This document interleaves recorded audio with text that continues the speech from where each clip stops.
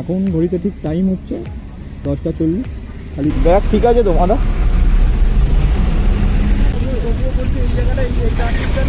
ঠিক আছে ঠিক আছে। এখন ঘড়িতে সময় হচ্ছে 11:42। আমরা টিমের বাকি মেম্বাররা সব এগিয়ে আছে, আমি জাস্ট এটা শেষ করবো বলে এখানে দাঁড়ালাম একটুখানি। মর্নিং ফর্ম বেলডাঙ্গা 300 কিলোমিটার চালিয়ে এই জিনিসটা দেখার একটা মজাই আলাদা। খুব জোর খিদে পেয়েছে। কি সাপন খিদে পেয়েছে তো? ওরা বললো গাজল থেকে একটু পিছিয়ে আছি 4-5 কিলোমিটার। আমি বললাম আমি 5 কিলোমিটার এগিয়ে আছি। আয় রে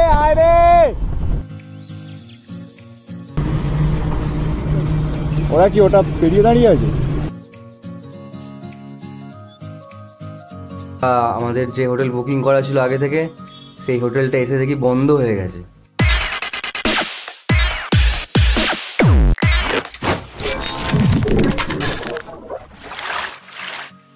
ঘড়িতে সময় ঠিক রাত 10:04। থাম্বনেল আর টাইটেল দেখে তোমরা বুঝেই গেছো যে আমরা কোথায় যেতে চলেছি বা যাচ্ছি। এতদিন ধরে চূড়ান্ত ব্যস্ততা ছিল, চূড়ান্ত প্রস্তুতিও ছিল, অনেক প্রস্তুতি ছিল। প্রস্তুতি আজ বলতে গেলে শেষের পর্যায়ে। খালি জাস্ট এই আমার যে লাগেজগুলো রয়েছে এই লাগেজগুলো জাস্ট নিয়ে যাব। এই লাগেজটা যাবে হচ্ছে এই ব্যাগে শুধু পোড়া কাজ রয়েছে, মানে লাগেজগুলো ব্যাগে ঢোকাবো। আর এই ব্যাগটা আগে থেকেই লাগেজ রয়েছে আমাদের আর এক রাইডার শুভদীপ, ও যাচ্ছে আমাদের সঙ্গে, ওর লাগেজ রয়েছে। আর আমার লাগেজটা মানে দুজনের লাগেজ একটা ব্যাগই থাকবে, যেহেতু একটা ব্যাগ গাড়ি আমাদের ডবল হচ্ছে সেই জন্য। তা এখানে আর বেশি সময় নষ্ট করব না, তার কারণ হচ্ছে এই লাগেজগুলোকে ব্যাগে ঢোকাতে হবে আর এই ব্যাগটাকে গাড়িতে মাউন্ট করতে হবে। গাড়িতে মাউন্ট করব আর নিজে ড্রেস আপটা করবো, করেই একদম বেরিয়ে পড়বো। আর তোমাদের সঙ্গে একদম দেখা হচ্ছে মোটো ব্লগিং সেট আপে গিয়ে।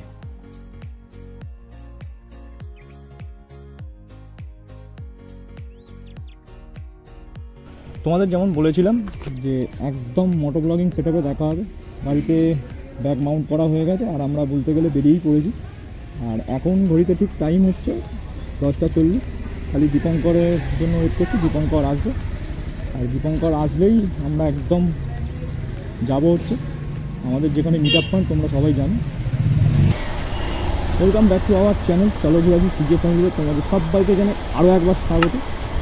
আজকে আমরা যেতে চলেছি দার্জিলিং, সেটাকে তোমাদেরকে আগেই বলে দিয়েছি। আর এখন ঘড়িতে সময় ঠিক 11টা বাজতে 5 মিনিট বাকি। আমাদের অন টাইম ছিল 11টা হয়নি, একটু দেরি হয়ে গেছে। দীপঙ্করের একটু বেরোতে দেরি হয়ে গেছে। যাতে যাই হোক হাজব্যান্ড ওয়াইফ যাচ্ছে ফার্স্ট রাইড আমাদের, ওর কাছে ফার্স্ট রাইড, হাজব্যান্ড ওয়াইফ একসাথে যাচ্ছে, এই জন্য একটু দেরি হয়ে গেছে।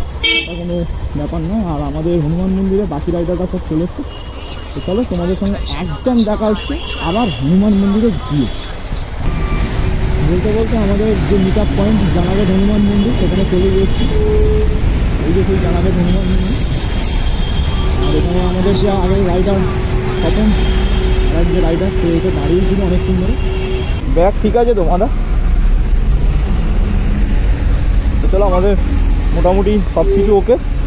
এখানে দাঁড়িয়ে জাস্ট একবার সমস্ত কিছু চেক করে নেওয়া হলো, রাইডারের সমস্ত কিছু জিনিস একবার চেক করে নেওয়া হলো, গাড়িগুলো চেক করে নেওয়া হলো, আর যেগুলো মাউন্ট করা রয়েছে সেই মাউন্টগুলো চেক করে নেওয়া হলো।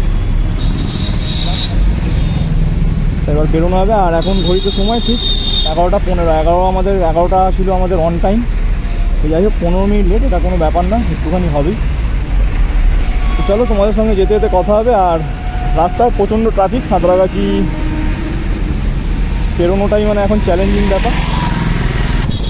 বেশ ভালোই ট্রাফিক রয়েছে। আর এখন আমি গ্লাভসটা পরিনি, কেননা এখন মানে প্রচণ্ড গরম হচ্ছে, তো তাই জন্য গ্লাভসটা ভাবছি এখন পরবো না। দেখি চলো সামনে যাই, সামনে গিয়ে যে কোনো একটা জায়গায় গিয়ে পড়বো, কতটা যেতে পারি দেখি। হাজার অন নেই, হাজারটা অন কর, অন নেই অন কর। হ্যাঁ অন হয়েছে ডান। যেতে যেতে তোমাদের আর একটা কথা বলেছি, মানে আমাদের যে টিম কম্বিনেশনটা যেরকমভাবে সাজানো হয়েছে, দীপঙ্কর লিড করছে, তার পিছনেই রয়েছে আমাদের রাইডার, আরেক রাইডার সৌরভ।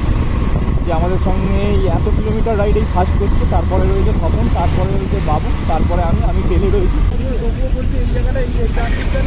ঠিক আছে, ঠিক আছে।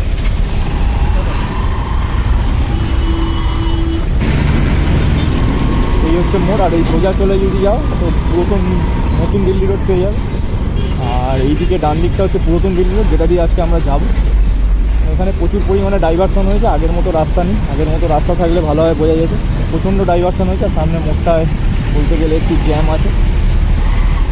এখন ঘড়িতে সময় হচ্ছে 11:42, মানে হচ্ছে 12টা বাজছে, ঠিক 20 মিনিট বাকি।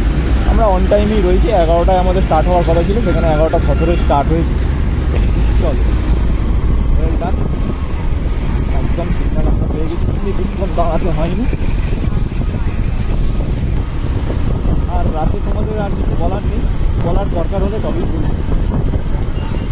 এখন ক্যামেরাটা আপাতত বন্ধ করলাম। ঘড়িতে সময় ঠিক 4:30, আর এখন আমরা ক্রস করছি বেথুয়াডাউরি টোলটা। প্রায় আমাদের 170 কিলোমিটারের মতো যাত্রা হয়ে গেছে। আর রাস্তার কন্ডিশন মাঝে মাঝে প্রচুর প্রচুর প্রচুর পরিমাণে কাজ রয়েছে, তাই কারণে রাস্তায় প্রচুর পরিমাণে দেরি হয়েছে। আমরা যে টাইম ধরেছিলাম যে এই টাইমের মধ্যে আমরা ক্রস করব, কিন্তু সেই টাইমের মধ্যে আমরা ক্রস করতে পারিনি। আমাদের বলতে গেলে প্রায় অনেকটাই লেট হয়েছে, অন টাইমে আমরা নেই। টিমের বাকি মেম্বাররা সব এগিয়ে আছে। আমি জাস্ট এটা শ্যুট করবো বলে এখানে দাঁড়ালাম, একটুখানি দাঁড়িয়ে ক্যামেরাটা চালু করলাম। চলো তোমাদের যা যা আপডেট আসবে আগে আমি দিতে থাকবো। Good morning from Beldanga. আর এখন ঘড়িতে সময় ঠিক 6:15। আর এই সময় চাটা দিয়ে একদম শুরু করলাম। এখানে দাঁড়িয়েছিলাম এই কাকার দোকানে, চায়ের দোকানে। আর প্রাকৃতিক ডাক এসে গেছিল, সেই জন্যই আরও দাঁড়াতে বাধ্য হয়েছিল। আর এখান থেকে বহরমপুর হচ্ছে মাত্র 18 কিলোমিটার। আর আমাদের যে দুটো রাইডার রয়েছে, স্বপন আর সৌরা, এরা বহরমপুরের কাছাকাছি গিয়েই দাঁড়িয়ে আছে। আর আমাদের এখান থেকে যেতে প্রায় আধা ঘন্টার মতো লাগবে, কারণ 18 কিলোমিটার বললো। এখানে কাকাকে জিজ্ঞাসা করলো, কাকা বললেন 18 কিলোমিটার। চলো তোমাদের সঙ্গে একদম আবার কথা হবে, যা আপডেট আসবে আমি দিতে থাকবো। বহরমপুর ফারাক্কা টোল ট্যাক্স ওরাও আছে ওখানে, একসঙ্গে মিট করে তারপরে খাবার দাবারের দোকানে দাঁড়াবো।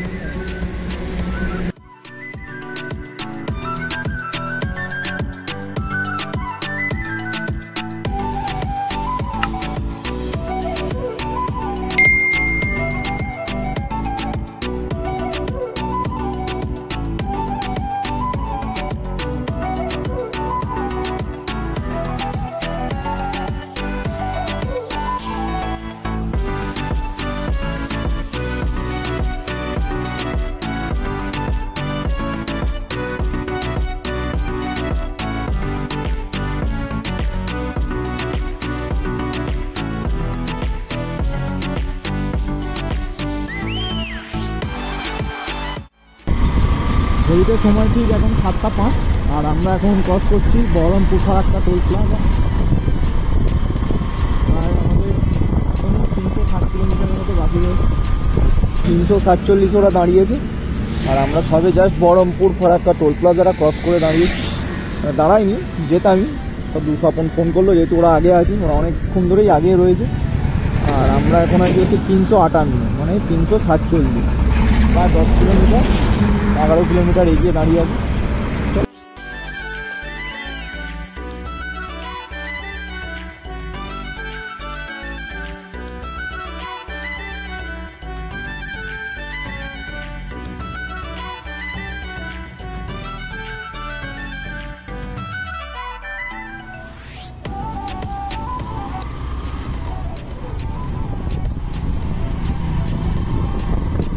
সময় ঠিক এখন 10:10। আর আমরা এখন ক্রস করছি ফারাক্কা। আর আমাদের কিলোমিটার বাকি রয়েছে 270 কিলোমিটার। আর ফারাক্কা ক্রস করতে আমাদের অন টাইম ধরা ছিল 8টা, 2 ঘন্টা লেট। আমরা 8টা না 5:30 ধরা ছিল, 2 ঘন্টা লেট। তো সম্ভব নয়, এটা একটা আমাদের কাছে ঐতিহাসিক ড্রিম ছিল, এটা সফল হয়েছে। এখন অনেকটা পথ বাকি আছে, প্রায় 270 কিলোমিটার পথ এখনও বাকি রয়েছে। আর এটা সম্বন্ধে পড়েছি, আজ এটাকে চোখে দেখছি। 300 কিলোমিটার চালিয়ে এই জিনিসটা দেখার একটা মজাই আলাদা। আর যদি আজ এইটা দিয়ে যেত একটা ট্রেন, আরও অপূর্ব লাগবে, অপূর্ব। মন ভরে গেল, এই জন্যই বাইকের কোনো লাইভ করতে। যেটার আফসোস করছিলাম যে ট্রেনটা দেখতে পাবো না, সেটাও মিলে গেছে। ট্রেনও যাচ্ছে, ট্রেনের নামটা জানি না, দেখতে পাই তোমাদেরকে জানাবো কি ট্রেন আছে।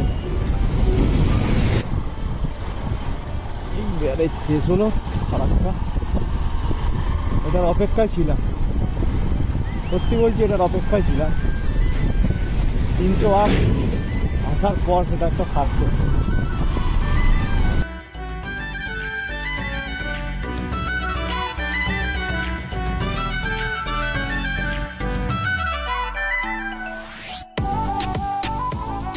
চলো এখানে একটু খাওয়া দাওয়া করবো, খাওয়া দাওয়া করে তারপরে আবার বেরোবো, তারপরে আবার তোমাদের সঙ্গে কথা হচ্ছে কি খাওয়া দাওয়া হয়। খুব জোর খিদে পেয়েছে। কি স্বপন, খিদে পেয়েছে তো? স্বপনেরও খুব জোর খিদে পেয়েছে, সবারই খিদে পেয়েছে।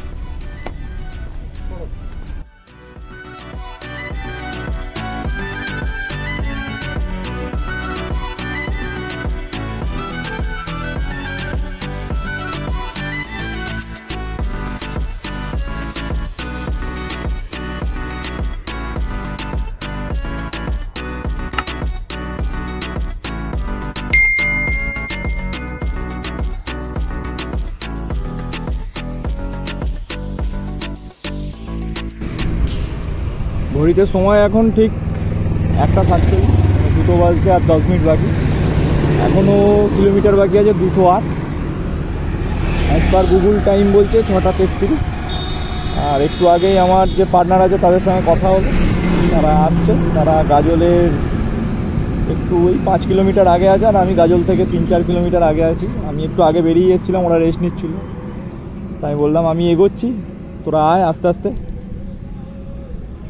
এটাই আপাতত মানে আপডেট। মানে খুবই তাদের মানে ঘুম পেয়ে গেছিলো, তারা একটু রেস্ট নিয়ে আসছে। আমি যতক্ষণ যেতে থাকি। আর এই রাস্তাটা মানে বিউটিফুল লাগে, আমার বিউটিফুল লাগে। লোকের ভিডিওতে দেখেছি, আর নিজে এসেছি, নিজে শ্যুট করছি। অসাধারণ, দুধারে গ্রিনারি আর মাঝখান দিয়ে রাস্তা, এই রাস্তাটা অসাধারণ। এই ভিউটা শুধু উপভোগ করো তোমরা, তার সঙ্গে আমিও রাইডটা উপভোগ করি।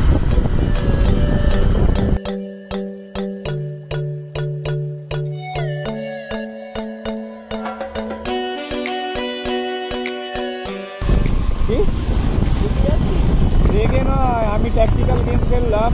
আমি যদি ওখানে থাকতাম তোরা আরও সময় কী করছিস, করছিস 100% শিওর। আমি তোদের মেন্টালি বুঝ দেওয়ার জন্য আমি এগিয়ে এলাম, রেগে আমি যাই। তোদের শরীরটা খারাপ হয়েছে, তোরা ঠিকই আছে। যদি আমি না এগিয়ে আসতাম তোরা কিন্তু আরও 1 ঘন্টা লেটার দিবি। আমি লাস্ট যখন ফোন করা হয়েছে তখন বললি তোরা, ওরা বললো গাজল থেকে একটু পিছিয়ে আছি 4-5 কিলোমিটার। আমি বললাম আমি 5 কিলোমিটার এগিয়ে আছি। আমি আমার নর্মাল স্পিডে এসেছি। আর এখন টাইম হচ্ছে ঘড়িতে 3:30 বাজতে 5 মিনিট বাকি, ওই 3:30 ধরা যায়। ঠিক আছে, এখনও ফটোশ্যুট হচ্ছে।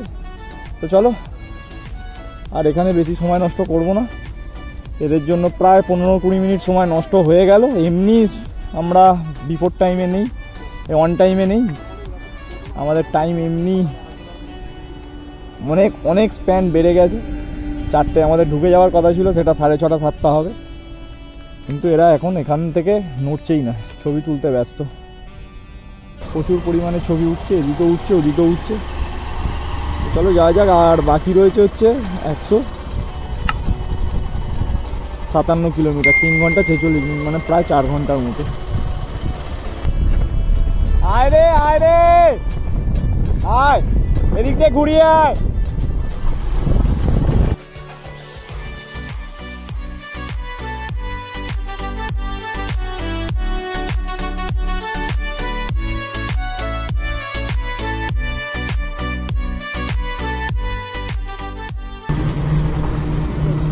ওরা কি ওটা পেরিয়ে দাঁড়িয়ে আছে? আচ্ছা আমরা তো কিছু খাবো না, ওদের যদি খাওয়া হয়ে যায় বেরিয়ে পড়তে হবে। রেডি হয়ে একদম রেডি থাক, গেলেই বেরিয়ে পড়বি।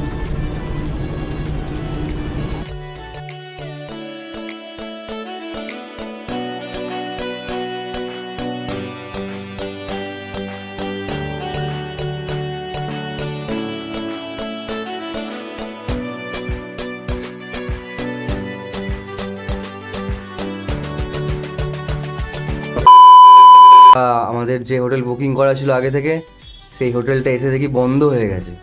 আমাদের তো মানে মাথায় হাত কী হবে কী হবে, এখন আবার মানে রাত্রি 9:30 পৌনে 10টায় হোটেল খুঁজবো।